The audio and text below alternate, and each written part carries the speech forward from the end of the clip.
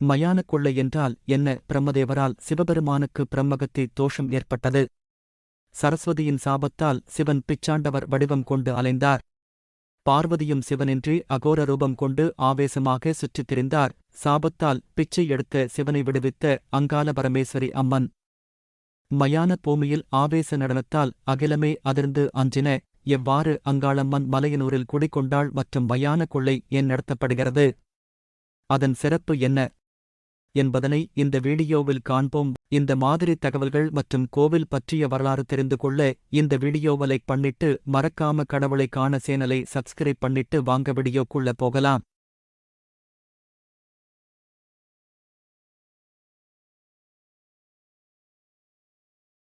சைவ சமயம் என்பது சிவனை முழு முதற் கடவுளாக கொண்ட சமயமாகும். சிவனின் வல்லமையான சக்திக்கு பல பூஜைகளும் விழாக்களும் இடம்பெறுகின்றன. அவ்வாறான பிரமாண்டமான விழாக்களில் ஒன்றே மயான கொள்ளை திருவிழாவாகும். இவ்விழா அம்மன் பக்தர்களால் அங்காள பரமேஸ்வரி ஆலயங்களில் மிகவும் கோலாகலமாக கொண்டாடப்படுகிறது. இந்த மயான கொள்ளை திருவிழா மீனவ மக்களால் முதன்மையாக கொண்டாடப்படும் திருவிழாக்களில் இது மிகவும் சிறப்பு பெற்றதாகும். இந்த நவீன காலத்திலும் பழமை மாறாமல் மாசி மாதம் வந்தாலே எங்கு பார்ப்பினும் விண் அதிர பம்பை மற்றும் உடுக்கை ஓசையும் பாடல்களும் ஒலித்துக் கொண்டு இருக்கும். அஷ்டத்திக்கினையும் கட்டி ஆளும் அகிலாண்ட கோடி பிரமாண்ட நாயகி அன்னை அங்காள பரமேஸ்வரிக்கு திருவிழா எடுக்கும் சிறப்பான மாதமே மாசி மாதம் ஆகும். இந்த மயான கொள்ளை திருவிழா நடைபெறும் காலம் சிவராத்திரியை அடுத்து மாசி மாத அமாவாசையன்று சிறப்பு வாய்ந்ததாக கருதப்படுகிறது. இந்த ஆண்டு அனைத்து அங்காளம்மன் கோவிலிலும் மயான கொள்ளை மார்ச் 10ஆம் தேதி ஞாயிற்றுக்கிழமை நடைபெறுகிறது. சிவராத்திரி இரவிலிருந்தே திருவிழா துவங்குகிறது. மயான கொள்ளை திருவிழாவின் புராணம். சிவபெருமானின் திருமணத்தின் போது அதற்கு புரோகிதராக வந்த பிரம்ம தேவருக்கு 5 முகங்கள் இருந்தன. அப்போது பிரம்மா தன் ஒவ்வொரு தலைக்கும் தட்சணை வேண்டுமென்று சிவனிடம் கேட்டார். அதற்கு சிவன் அப்படியே தட்சணை வழங்குகிறான் என்றார். 4 திசையில் நின்று 4 முகங்களுக்கும் தட்சணை வழங்கினார். தட்சணை வழங்கிய பின் 5வது தலைக்கு இதுவரை நின்று கொடுக்காத திசையில் நின்று தட்சணை கொடுக்க வேண்டுமென பிரம்மா கூறியதோடு வடகிழக்கு, தென்கிழக்கு, தென்மேற்கு, வடமேற்கு ஆகிய எவ்வித திசையும் அதில் உள்ளடங்கக் கூடாது என்ற விதியையும் கூறினார். அவ்வாறு கூற தட்சணையை எவ்வாறு கொடுப்பது என்று சிவபெருமான் தவித்தார். அதற்கு பிரம்ம தேவரோ, நான் முடிக்காண சென்ற தவறை பெரிதுபடுத்தினீர்களே, தற்போது தட்சணை கொடுக்க முடியாத நீங்கள் எப்படி பரம் பொருளாவீர்கள் என்று கேட்க கோபத்தின் உச்சிக்கே சென்ற சிவன் பிரம்ம தேவரின் 5வது தலையை கொய்துவிட்டார். இனி நீ நான்முகன் என்று அழைக்கப்படுவாய், உனக்கு ஆலயங்களும் இல்லையென சிவன் பிரம்ம தேவரிடம் கூறினார். பிரம்மாவின் 5வது தலை கபாலமாக சிவனின் கையில் ஒட்டிக்கொண்டது. அவரின் கையில் ஒட்டிய கபாலத்தை பிச்சை பாத்திரமாக ஏந்தி சிவன் பிச்சை எடுக்கும் நிலை ஏற்பட்டது. இதன் காரணமாக பிரம்ம தேவரிடமிருந்து சிவபெருமானுக்கு பிரம்மகத்தி தோஷம் ஏற்பட்டது. கபாலத்தில் போடப்படும் உணவுகள் அனைத்தையும் அந்த கபாலமே விழுங்கிவிட்டதால் உலகுக்கே படி அளக்கும் சிவபெருமானுக்கு உணவு கிடைக்கவில்லை. சரஸ்வதியின் சாபத்தால் சிவன் பிச்சாடனர் வடிவம் கொண்டு அலைந்தார். பார்வதியும் சிவன் இன்றி அகோர ரூபம் கொண்டு அலைந்தார். அகோர உருவம் கொண்ட அன்னை பார்வதி காடெல்லாம் அலைந்து திரிந்து திருவண்ணாமலை வந்து சேர்ந்தார். இதையடுத்து பார்வதியின் அண்ணனான விஷ்ணு, தங்கையே நீ கலங்காதே, நீ மலையரசன் பட்டினத்தில், அதாவது தற்போதுள்ள மலையனூரில் பூங்காவனத்தில் உள்ள புற்றில் பாம்பு வடிவில் இருக்கும் போது உனக்கு சாப விமோசனம் கிடைக்கும் என்று வழிகாட்டினார்.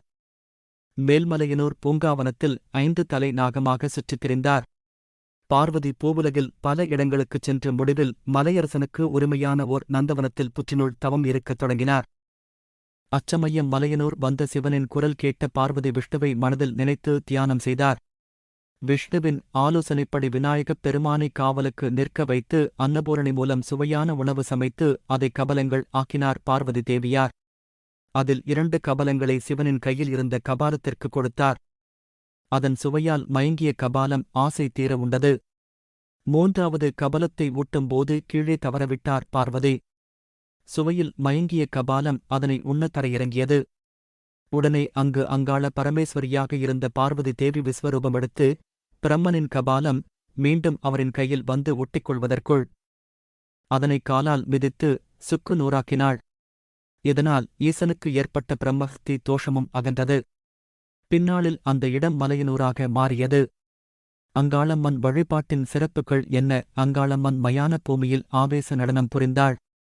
அவளை சாந்தப்படுத்தவே இயலவில்லை. ஆடிய ஆட்டத்தில் அகிலமே அதிர்ந்து அஞ்சின. அன்னை பார்த்த அனைத்தும் அவள் கோப பார்வையில் பட்டு அழிந்தன. தேவர்களும் பயந்து நடுங்கினர். போர்க்கோலம் பூண்டு தேரில் ஏறிப் பயணித்தாள். அம்பிகையை சாந்தப்படுத்த தேரின் அச்சாணியை மகாவிஷ்ணு முறியச் செய்தார். தேர் உடைந்து அன்னை கீழே மல்லார்ந்தாள். மகாவிஷ்ணு தனது தங்கையை தனது சக்தியால் அப்படியே கட்டுப்படுத்தினார். அம்பிகையும் ஆவேசம் தணிந்து 4 திருக்கரத்துடன் சூலம், கத்தி, உடுக்கை, கபாலத்துடன் எழுந்து அமர்ந்தாள். அங்கேயே அங்காள பரமேஸ்வரி என்ற திருநாமம் கொண்டு காட்சி கொடுத்தாள். அதுவே மேல்மலையனூர் அங்காள பரமேஸ்வரி திருக்கோவில் ஆகும். ஒவ்வொரு ஆண்டும் மாசி மாதம் அமாவாசையன்று அனைத்து அங்காளம்மன் கோவிலிலும் மயான கொள்ளையானது நடைபெறுகிறது. அம்பிகை பிரம்ம கபாலத்திற்காக சூறையிட்டதாள். மாசி அமாவாசையன்று மயானத்தில் இன்றும் சூறையிடும் நிகழ்ச்சி நடைபெறுகிறது. அன்னை அனைத்து பேய் பிசாசுகளுக்கும் அன்று உணவை சூறையிடுகிறாள் என்பது ஐதீகம். பக்தர்கள் பலர் காட்டேரி, பாவாடை ராயன், அங்காளி வேடமிட்டு ஆவேசமாக ஆடிக்கொண்டே அமாவாசையில் மயானத்திற்கு சென்று பூஜைகள் நடத்தி கிழங்கு, அவரை, முட்டை, சாதம் அனைத்தும் கலந்து சூறையாக வீசிக்கின்றனர். அதை உண்டு அவற்றால் தன் மக்களுக்கு எவ்வித தீங்கும் வரக்கூடாது என்பதற்காக சூறை இடப்படுகிறது. மற்றும் அதை எடுத்து சென்று விவசாய நிலத்தில் இட்டால் பயிர் செழிக்குமென கூறப்படுகிறது. இதனை ஞாபகார்த்தம் கூறும் வகையில் மயானம் தோறும் மயானக் கொள்ளை திருவிழா கொண்டாடப்படுகிறது. விழுப்புரம் மாவட்டத்தில் உள்ள மேல்மலையனூர் அருள்மிகு அங்காள பரமேஸ்வரி அம்மன் திருக்கோவிலில் ஆண்டுதோறும் வெகு விமர்சையாக கொண்டாடப்படுகிறது.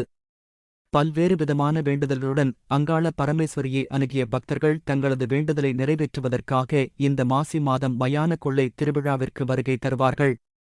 இந்த நேரத்தில் மேல்மலையனூர் சம்பித்து நிற்கும் அளவிற்கு பக்தர்களின் கூட்டம் கட்டுக்கடங்காமல் இருக்கும். பிரசித்தி பெற்ற இந்த மாசி மாதம் மயான கொள்ளை திருவிழாவில் கலந்து கொண்டு அங்காள பரமேஸ்வரி மனமுருக வேண்டினால் நினைத்த காரியம் நடக்கும்.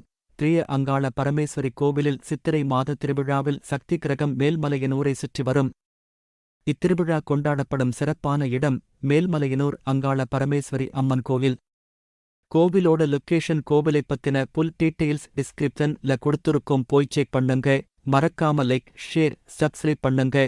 உங்களுக்கு 1000 வருஷம் பழமையான கோவிலை பத்தி தெரிஞ்சுக்கணுமா, இல்லனா உங்க ஊர்ல இருக்கிற பழமையான கோவிலை பற்றி தெரிஞ்சுக்கணுமா, அப்போ மறக்காம கமெண்ட் பாக்ஸ்ல போய் கமெண்ட் பண்ணுங்க.